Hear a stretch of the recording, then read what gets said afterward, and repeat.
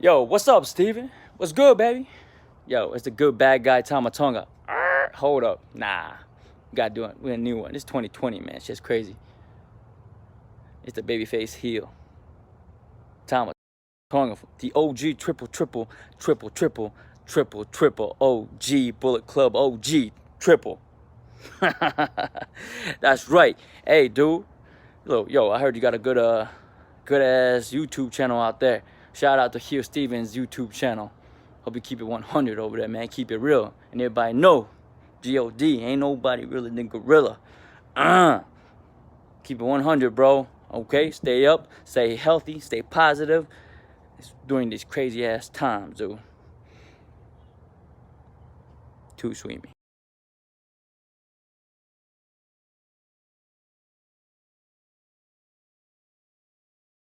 Yeah, so this now says that we're live. Ladies and gentlemen, this is your Wednesday edition of Around the Point here for September the 2nd, 2020.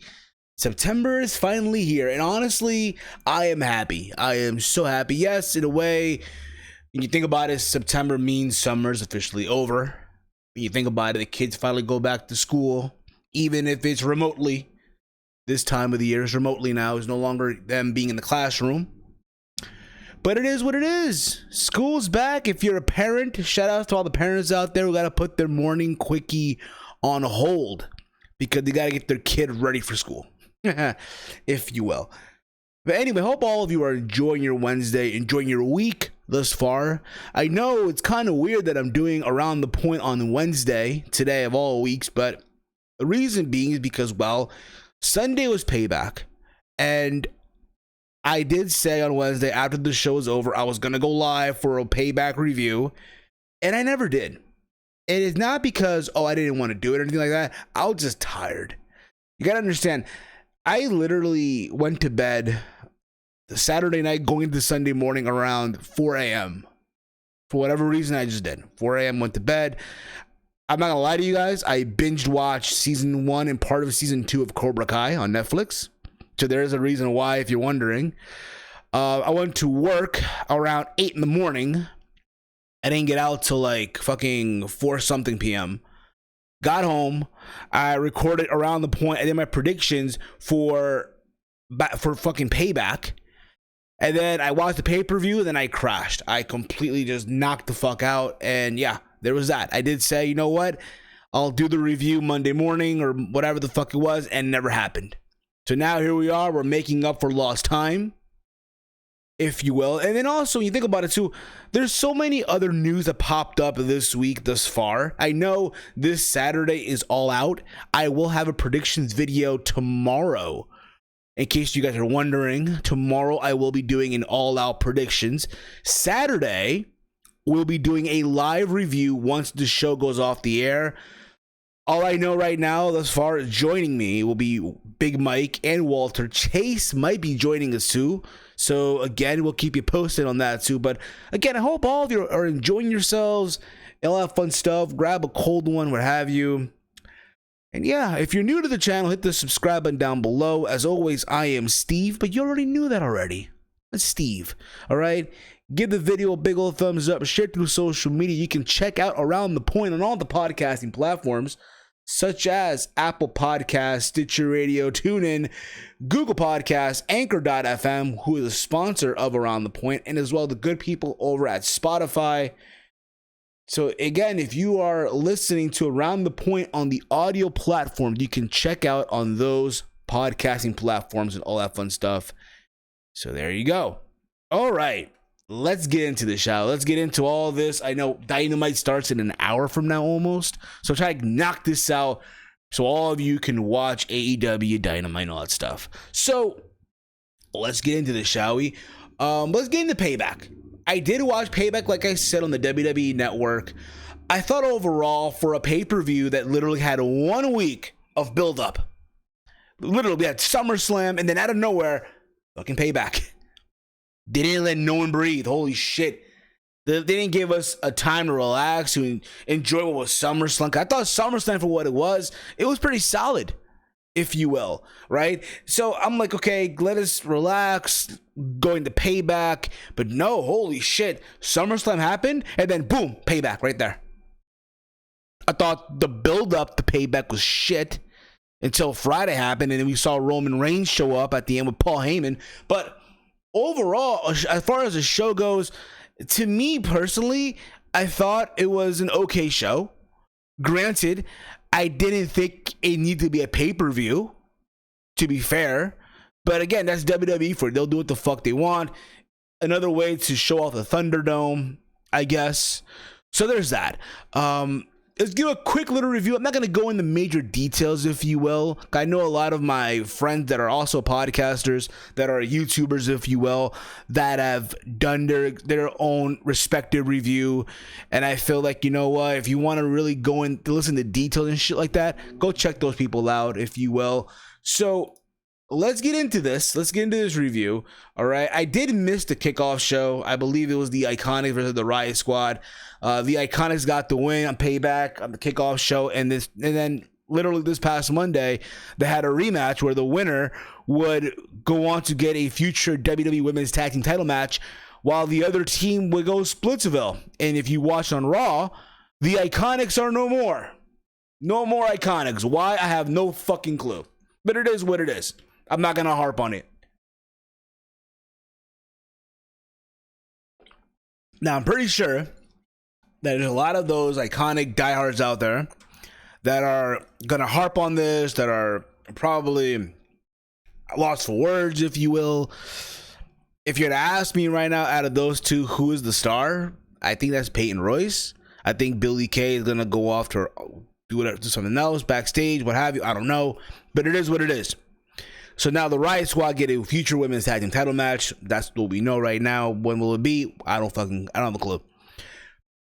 We go on to the main card. We had Bobby Lashley versus Apollo Crews. Apollo Crews defending the U.S. title. I thought overall for an opener, it was pretty solid. I do think, though, again, they had a good back and forth. Lashley winning, I know for a lot of people it's kind of questionable. Why would you have Apollo drop the belt right now? I personally feel, and this is just my opinion, again, you want to show that the Hurt Business is a dominant force, right? Yes, what's the word I'm looking for here? Holy shit. They literally had their way on Raw Underground these past couple of weeks. And now here's Lashley, right? The almighty, if you will, taking the U.S. title off Apollo, which you knew kind of going in that was going to happen. You knew that already.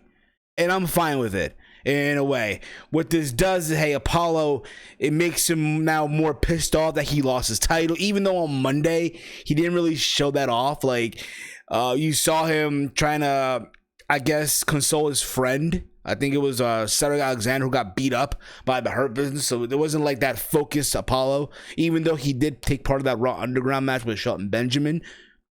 But other than that, again, what this does is it shows some seriousness in the Hurt Business. You don't want to make them look like fools now. So there's that. You got to give someone a bone, throw someone a win in that faction. So let it be Bobby Lashley. From there, we went to the match between Big E and Sheamus going one-on-one. I think everyone going into this, again, for what it was, we can all agree, it was a very solid match. I'm not going to say, oh my God, it was amazing, by no means at all. But I do feel like I think all of us can be happy that Big E got the win. I did say that was going to happen. I did say that Big E, right, they're showcasing him now to be the single star, right? I'm not saying like a major player in a single division, but they're trying to give him a singles run, right? I think with the way things are going, I have an idea what could possibly happen. I could be wrong, of course, but I'll get into that later on when I talk about Roman Reigns in the main event. But having him go up against Sheamus, right, in this whole like, hey, he's getting wins, what have you, it's not bad. I'm pretty sure Sheamus had no problem putting over someone like Big E. And again, I thought overall for what they did was pretty solid. Good back and forth. And when it was all said and done, Big E got his win. And not for nothing, against a guy who is a former, who has won multiple championships in WWE, right? People forget that Sheamus is a Triple Crown champion, right? Tag team champion, SmackDown tag team champion, Raw tag team champion, I believe. World heavyweight champion, WWE champion, US champion. Yeah, he's won almost every single title with the exception of the Intercontinental title. But he's been on a roll, right? If you will. So having Big E have a win over someone like that is fine. Completely fine. And now from there, we'll see what happens with Big E. Likely there'll be a rematch. I don't fucking know, but we shall see. From there, we go to King Corbin versus Matt Riddle. I'll be honest with you guys. I thought this was, for me at least, the weakest match on the card. And it's not a dig at anyone. I'm not trying to say, oh my God, this was the bleeding shits, because it really, really was not. I just really wasn't into this match. For what it was worth, I really wasn't into it. I thought, for what they did, it just felt like a television match, if anything. They had backstage before the match, Matt Riddle do an interview, and I guess what they did, they read a tweet out from King Corbin talking about how Matt Riddle is not even a man, something about his wife, some shit like that, which was whatever. Matt Riddle on the mic is hit or miss, I'll say that too. At the same time, this whole King ransom, and Matt Riddle got his win. So there's that. But for what it's worth too, at the end of the whole match, they had an interview as well with Matt Riddle, and then Corbin attacked him. So this is not over. This is continuing. So there's that. Yeah. Move on, shall we? Let's fucking move on. But to me, this was the weakest match on the night. We had the Women's Tag Team Championship match. We had Bayley and Sasha Banks versus Nia Jax and Shayna Baszler for the Women's Tag Team Championship. I thought overall, it was okay. Nothing to go crazy about. Again, I was going into this match saying, you know what? These two women do not get along. These two women, that being Shayna and Nia, they're going to do something to have them lose, right? I didn't really think that they'll have Bayley and Sasha drop the tag titles, but goddamn, they did. And the way that it happened, you had Shayna lock both Sasha and Bayley in a double submission, which I thought was creative. I didn't see that coming. And from there, you know what? I'm fine with it. I'm totally fine. It makes Shayna look like a badass. Granted, Shayna deserves better. I'll say that too. I feel like she should be competing for the Raw Women's title, if you will, not the tag team. But again, at the end of the day, it is what it is. And that's that. I think also what this does, it now starts this feud down the road between Sasha and Bayley. I doubt it, but we shall see. But we also know, though, that at the same time, we're going to get down the road Shayna Baszler and Nia Jax. And it's funny, too, because they were hugging each other, too, at the end of the whole thing, which was hilarious. But we're going to get those two versus down the road with the Riot Squad of Ruby Riott and Liv Morgan. So there's that. From there, we go on to Rey Mysterio and Dominic Mysterio, the Mysterio family, versus Seth Rollins and Buddy Murphy. I thought this was the match of the night, in my opinion. As far as the work rate goes, this was the match of the night. Hands down. The rematch from last week's episode of Monday Night Raw, from the main event. Remember when Rey and Dominic teamed up and then Retribution came out, which apparently now Retribution could be a Raw faction only, which is whatever. Kind of sucks, but it is what it is. So I thought their match from Payback was pretty entertaining, I will say. Again, if you're Rey, the idea that he's teaming up with his son is awesome, I guess, is a dream come true. Why the fuck not? So there's that. I'm not angry. Again, I think if you're Rey, you're happy as all hell. You're teaming up with your son. If you're Dominic, hey, you're the joy.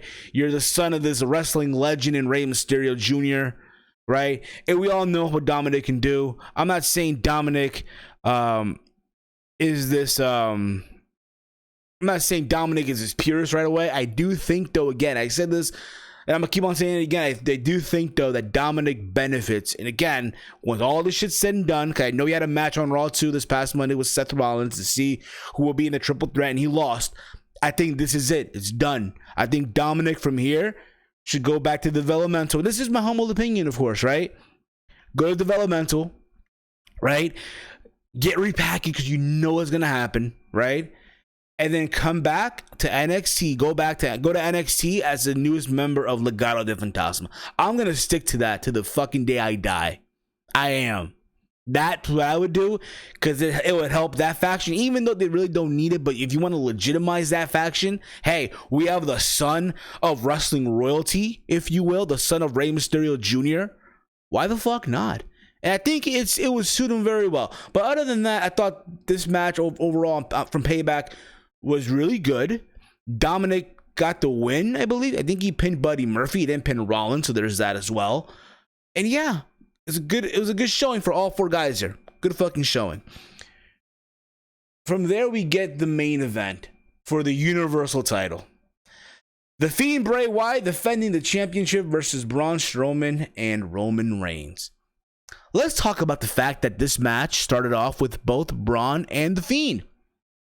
A good 95% of the match was these two guys going at it. Just going at it. They're fighting all over the place. The Fiend brings out his fucking giant hammer to attack Braun with. They're fighting by the entrance area. They do a spear. They fall off the stage. I think Braun does a superplex off the top rope to the Fiend, and they break the ring. They were really trying to beat the fuck out. They were really trying to beat the fuck out of each other, because again, it's no disqualifications, no holds bar. And then out of nowhere, both men are down. The ring collapsed. The referee's down, and what do you know? Who happens to come out? Roman Reigns. And here's the thing about it. Yes, Roman's a heel now, which everyone apparently all wanted for a long time. My only critique is this: I just wish they would have changed his music. That's just me, right? Change his theme song, make him more of a heel, but it is what it is. He comes out. As he's walking out, he signs the contract. Mind you, the bell already rang. But he signs the contract. It's like he said, fuck this, I'm not taking no fucking bumps. I'm a main eventer. Hits the ring with a steel chair. Starts whacking both Braun and the Fiend. The referee's not around, so he tells Paul to bring a referee. The referee's running in, gets multiple near falls. Eventually, though, Roman Reigns spears Braun Strowman. Not once, but twice, to become the new Universal Champion. So the Fiend doesn't get affected, even though, let's be real about it, the Fiend is Splitsville. It's over with. Now the Fiend will be a babyface, which I don't know how that's going to work, but it is what it is. Roman Reigns is once again the Universal Champion. I'm happy. He's the champion that I am proud to call champion. Believe it or not. That's right. Even though also, I didn't mention it, during the match, you saw Alexa Bliss watching from backstage. So there's another thing to add as well, if you will. What's up? But other than that, again, I thought Roman winning was awesome, was great. He's now a heel. He's with Paul Heyman. Honestly, again, this is my opinion, of course. I think Roman's keeping the belt up until, I want to say, honestly, up until WrestleMania. And who could he drop the belt to? And again, and I've been saying this earlier, this whole talk of Big E getting the singles run. What if it's Big E and Roman at WrestleMania for the Universal title? And Big E beats Roman. Just throwing it out there. It could work. I mean, do you have Big E win the Royal Rumble? Do you have him win the Chamber? I don't fucking know.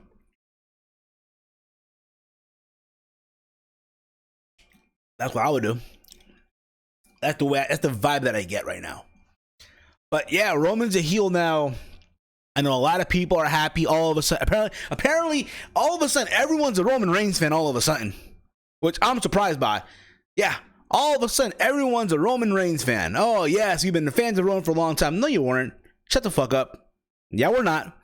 I remember in 2014, guys like myself, Chase Oliver, if you will, right? Guys like myself, Chase Oliver, our boy Big Fresh Matt, just to name you a few.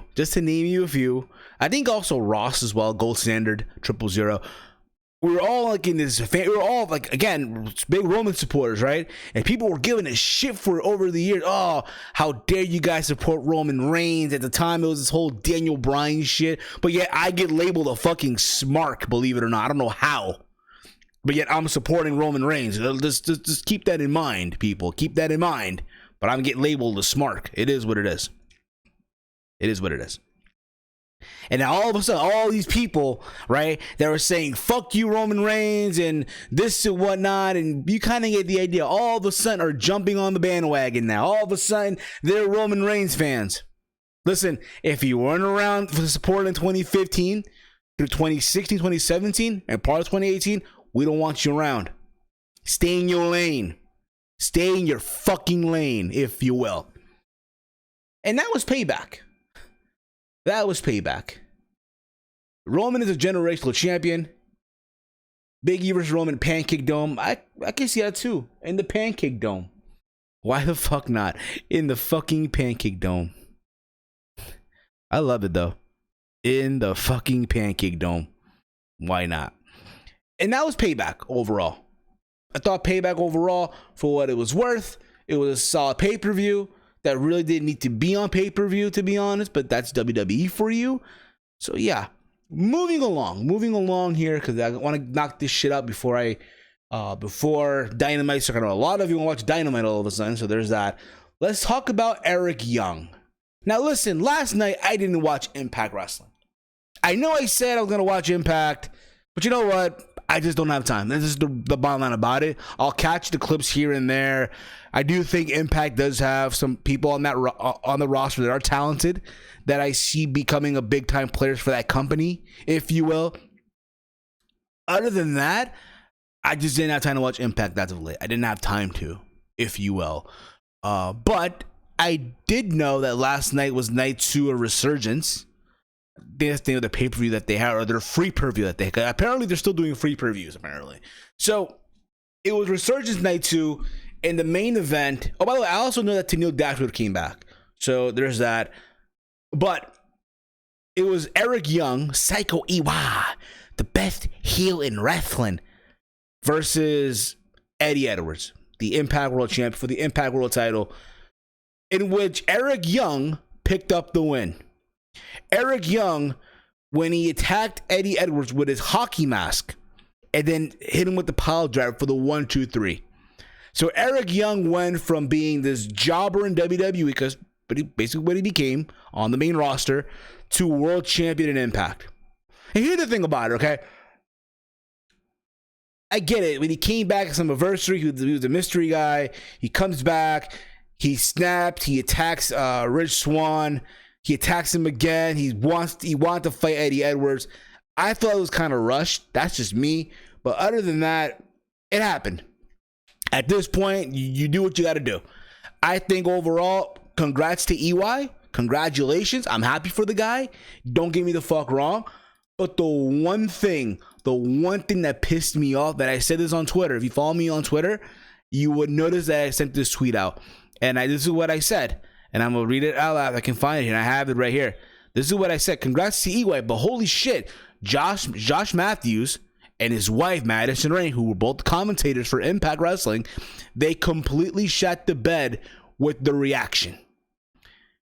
And this is basically what I saw. I'm gonna play the video through here so you guys can hear it, to see what the fuck I'm talking about here.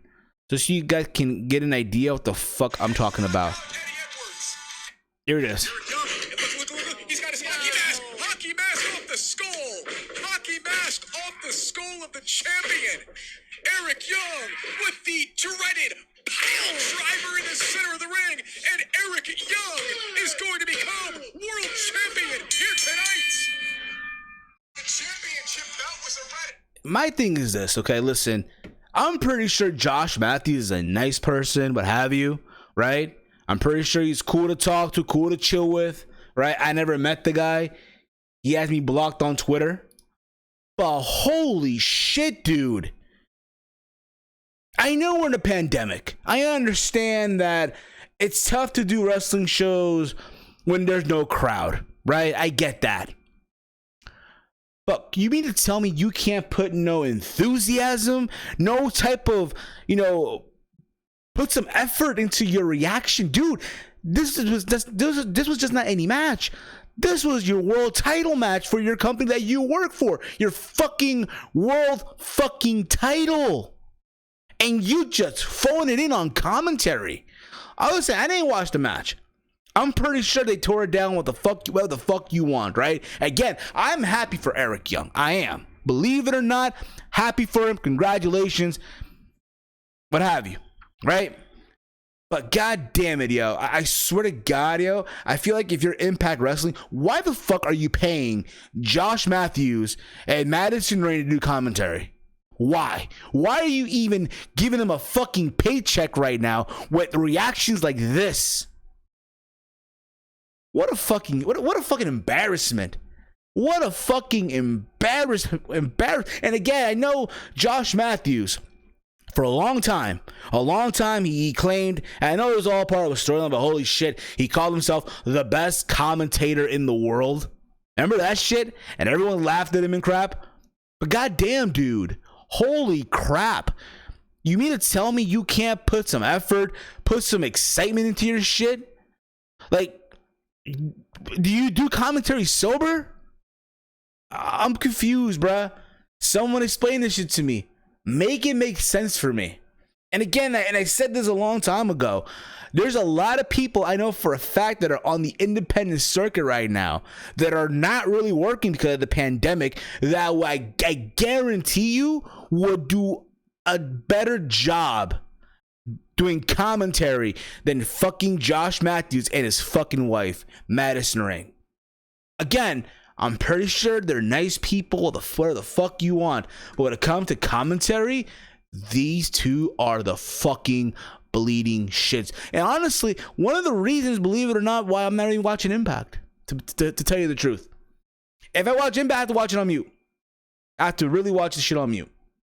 And another thing too, and again, I watch Impact, and I said this before, I'll say it again. I watch Impact on Twitch. I don't watch Impact on Access TV because I don't have Access TV. I have Twitch, right? So when I'm watching on Twitch, I see Melissa Santos, who's hosting this shit. Even that, I feel like, bruh, you mean to tell me you guys can't fix this shit? Like, I feel like at times they just phone it in. That's just the vibe I get. Like the other day I'm watching Impact, right? On my day off, I was watching it and shit. And I see her hosting on Twitch. And it's like, basically what it is, they'll play the show that they recorded and shit. And during commercial, they'll go back to this live feed from her on Twitch, right? And it's her on her iPhone, right? Her on her iPhone. She has it in fucking portrait mode of all fucking things, right? That's my thing too. Listen, if you're a YouTuber, if you're a vlogger, right? I understand if you do TikTok, you do this shit on portrait mode, right? But listen, if you're streaming and shit, it's not gonna kill you to take your phone, like to go from this to this. It's not gonna kill you, okay? But make your shit look a little bit presentable. I know Melissa Santos is cute to look at, all the fuck you want, right? She's nice to look at. That's all she can do. But other than that, bruh, Impact Wrestling, train this woman to do Twitch. Train her how to work OBS. Train her how to work XSplit. Seriously. Fucking serious. But again, happy for EY. But goddamn, Impact Wrestling. Really start looking into what's out there right now for commentators. Because I guarantee you, again, there's a lot of people out there right now that would definitely kill to be in the spot right now.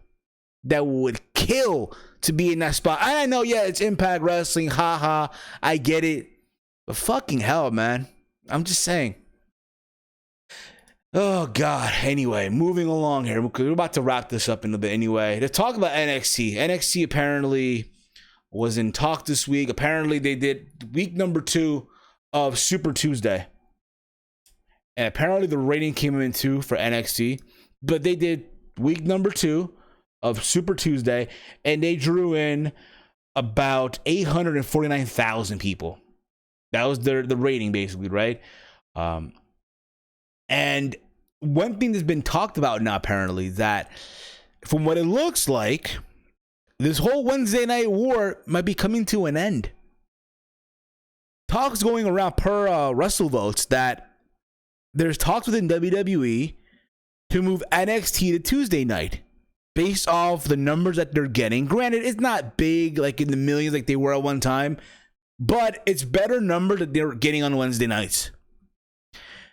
So there's possibility that NXT could possibly be moving to Tuesdays. And honestly, listen, at this point, I'm fine with it. I said this a long time ago. I think both shows, as good as they could be, would definitely benefit more if they move to a different night. One of them moves to a different night. I said it should have been Dynamite because, again, NXT's been on Wednesday night for a long time. Granted, AEW can't move to a different night because they're locked into that deal with TNT. So there's that. So I think NXT moving to a different night. Yes, I know on the outside you're gonna look like, oh, they lost the war. Ha ha ha. They couldn't even beat AEW. What the fuck? And I get that's gonna be the perception. Believe it or not, that will be the perception. But I do think though that them going to a different night, I'm fine with it. They have that opportunity to do so. So be it. And that's fine. I think at the same time, I think all fans will be comfortable with that too, because at the same time, it's this whole notion of, oh my God, I have to watch Dynamite on Wednesday live and then watch the playback this or the other way around. It is what it is, but fucking hell, you're able to breathe a little bit, able to just enjoy yourself. At the same time, if you're one of these wrestling fans that love a lot of wrestling, it's more wrestling for you, just now on a different day. And there's that. Speaking of NXT, let's stick to this real quick. There's talks of Mauro Ranallo. Mauro Ranallo apparently parted ways from WWE. Apparently, this came in from the Wrestling Observer.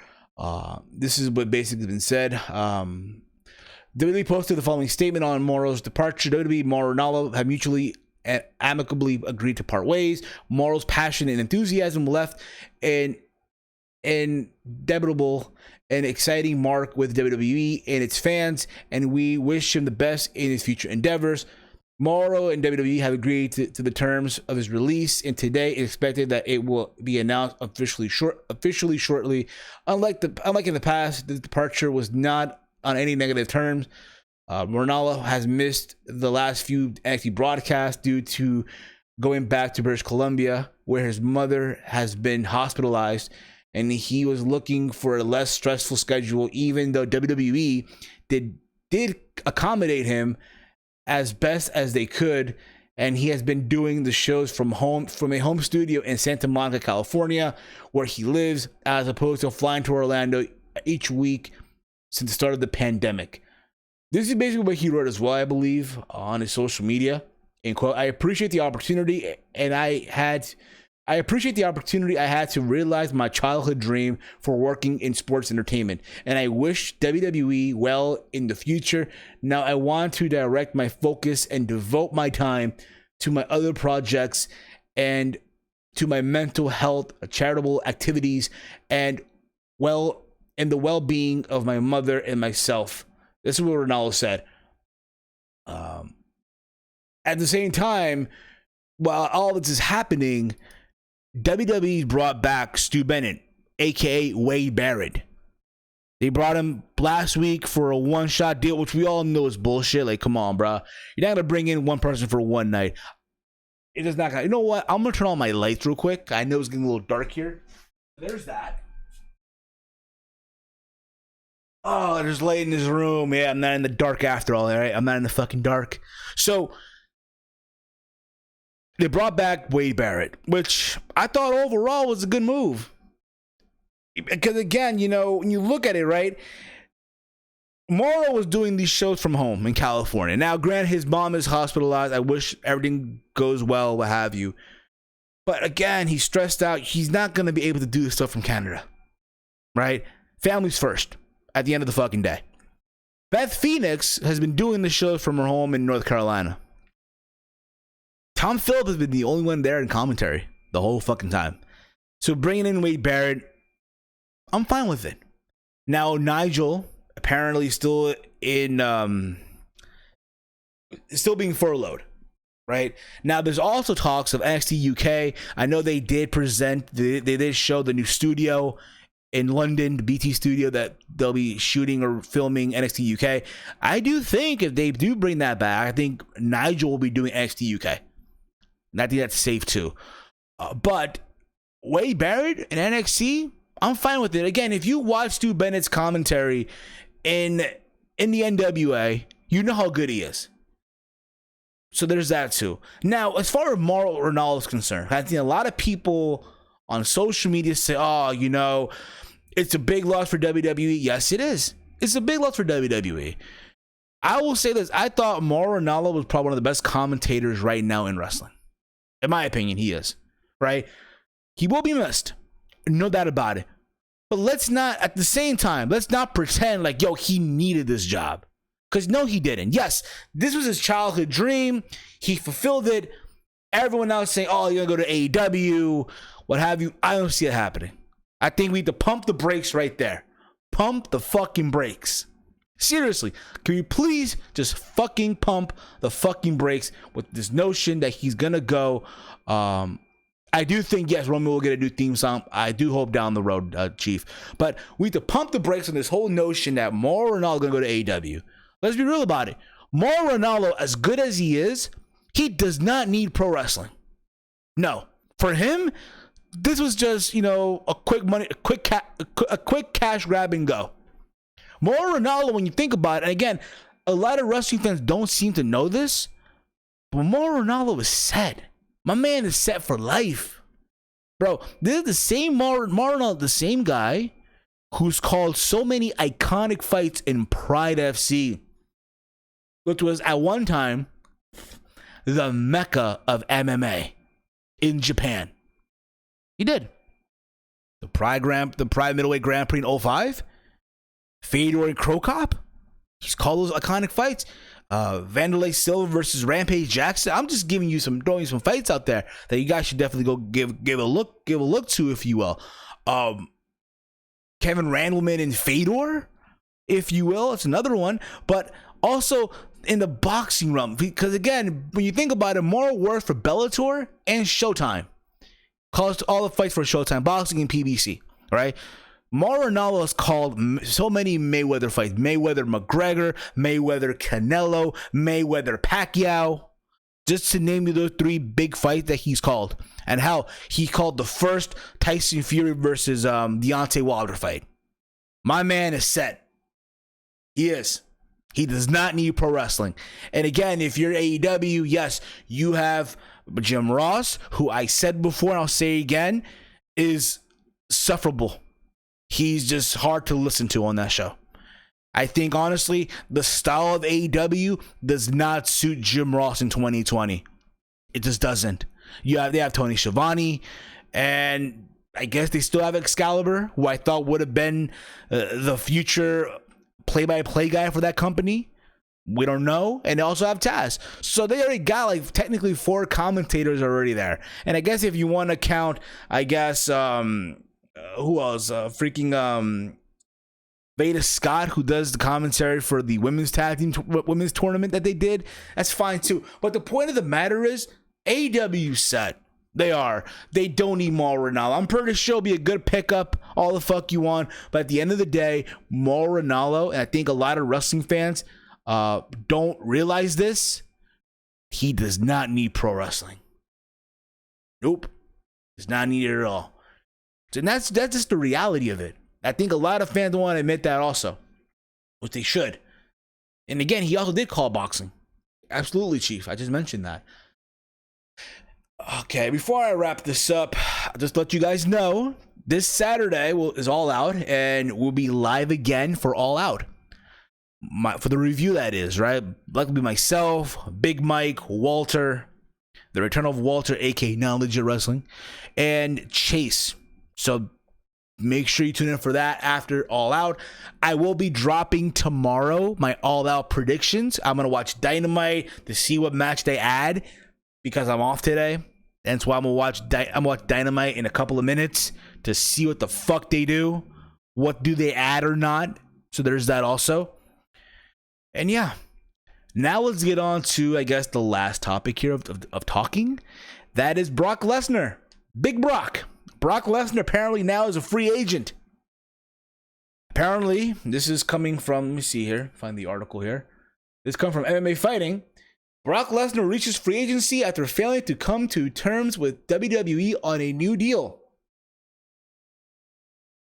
Brock Lesnar has apparently hit the open market again. The former UFC heavyweight champion and a mainstay at World Wrestling Entertainment since 2012 failed to come to terms with the promotion on a new contract, and he is now a free agent.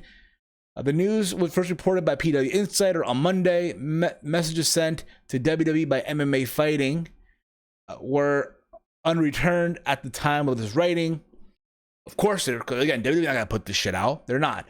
While WWE rarely comments on the contract statuses to anyone on their roster, it's noticeable that all Lesnar's apparel and merchandise has been pulled off the company's official website. So they literally took all his merchandise and took it off the WWE shop, which sucks because I was looking forward to buying them Suplex City shirts. I was looking forward to buying them tank top shirt, but that's besides the point, okay? According to the initial report, Lesnar was in talks with WWE on a new deal to keep him with the promotion, but the two sides were unable to come to an agreement before his current contract expired. Of course, Lesnar has engaged in similar conversation with WWE in the past when his contract was nearing its end, often teasing a potential return to fighting as a negotiating tactic while deciding his future. While Lesnar did return for a single fight in 2016 that was under an agreement with WWE that allowed him to compete for the UFC. On that night, Lesnar did defeat Mark Hunt by unanimous decision at UFC 200, but the win was later overturned to a no contest due to a failed drug test by the former champion, I mean Brock Lesnar. And again, listen, at this point in juncture, do I see him coming back? No. Not even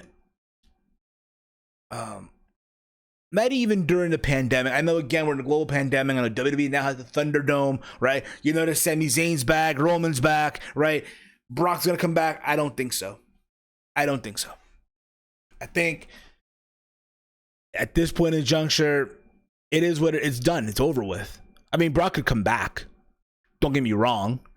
But this notion, apparently that's people saying, oh, Tony Khan going to try to bring him in. I don't think that's happening either. Do you really want AEW to get ridiculed by bringing in someone like Brock? I think Chase posted this tweet out, and I started dying when I read this shit. Had me in tears. If I can find it here. I know I retweeted the shit out of it. This is what he wrote. Tony Khan, Dad, we need to cut Leonard Fournette. If I'm butchering the name, I apologize. Shad Khan, why, son? Tony Khan, I need more money for my wrestling company. I need to sign Brock Lesnar. I thought that was funny as shit. Apparently, this idea that Brock Lesnar could make his way to AEW. No, I don't see that happening. Again, I don't think Tony Khan is going to want to... Again, I'm pretty sure Tony Khan can throw him a shitload of money, all the fuck they want, but I don't really see it happening. I don't. But say what you want, though, Brock. Say what you want was a draw. Say what you want. I know you only appeared once every a couple of times a year. Just German suplex the shit out of you and then leave. That's it. That's all you really needed. That's all you really fucking needed from the guy. I didn't mind it at all. Not one bit. And now that he's now that again Paul Heyman is now aligned with Roman Reigns, right? Brock has a lot of leverage with AEW and UFC to get more money from WWE. Yeah, that's true as well. I'm not gonna deny that, but I don't see that even happening right now. I don't. But let's assume that Brock does come back. You know, again, this notion now that Paul Heyman is with Roman Reigns. Roman's a heel now, right?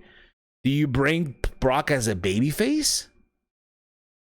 Do you try it? Reverse the positions? I don't fucking know. It's only worth watching. But at the end of the day, Brock is now done with WWE. I'm pretty sure he's hunting right now with his... I guess he's hunting deer, whatever the fuck he hunts in Canada. So there's that too. At the same time, though, again, Brock was not going to wrestle during this pandemic. He only had that match at WrestleMania. He dropped the title to Drew. And that was it. You're not going to have him show up to a fucking warehouse in Winter Park for Raw or SmackDown at the Performance Center, let alone a fucking Thunderdome. It's not happening. It's not. Hate to say it, but it's not going to happen. Like I said, guys, drop me your comments down below. Your thoughts on Brock Lesnar, your thoughts on Mauro Ranallo, your thoughts on Roman Reigns now being a heel, your thoughts on NXT moving to Tuesdays, your thoughts on Eric Young winning the title from Impact Wrestling, my thoughts, and your thoughts on what I mentioned regarding Josh Matthews and Velvet Sky. My bad. Madison Rain. I'm sorry. Madison fucking Rain. Right? And again, just the shitty commentary that they fucking have, right? And all that stuff. Again, thank you all for watching. You guys are fucking awesome, okay? You can follow me on Twitter at HeelSteven. Follow me on Twitter at HeelSteven. If you're new to the channel, hit the subscribe button down below. Give the video a big old thumbs up. Hey, also, again, I'll be back tomorrow. I'll be recording my AEW All Out preview and predictions. This coming Saturday night, once All Out is over with, I will be live, myself, Big Mike, Walter, likely as well Chase Oliver. The four of us will be live here on the YouTube channel giving our overall thoughts on AEW's All Out. So we encourage you guys again to hit that bell icon, be notified when I upload a video, when I go live and all that stuff. You can also check out Around the Point on all the audio platforms that you can listen to podcasts from: Apple Podcasts, Spotify, Stitcher Radio, TuneIn Radio, Google Podcasts, Anchor.fm. Give us the 5-star rating if you're on Apple Podcasts. It does help out the show in the fucking long run. That being said, guys, I am Steve, and this has been another installment of Around the Point. Hate, comment, and subscribe. Have a nice day, rest of your week. Enjoy All Out. If you're going back to school, do your homework and all that fun stuff. But more importantly, I am that mother flower. I am that dork slayer. They call me Steve, and this has been Around the Point. Peace out, dorks.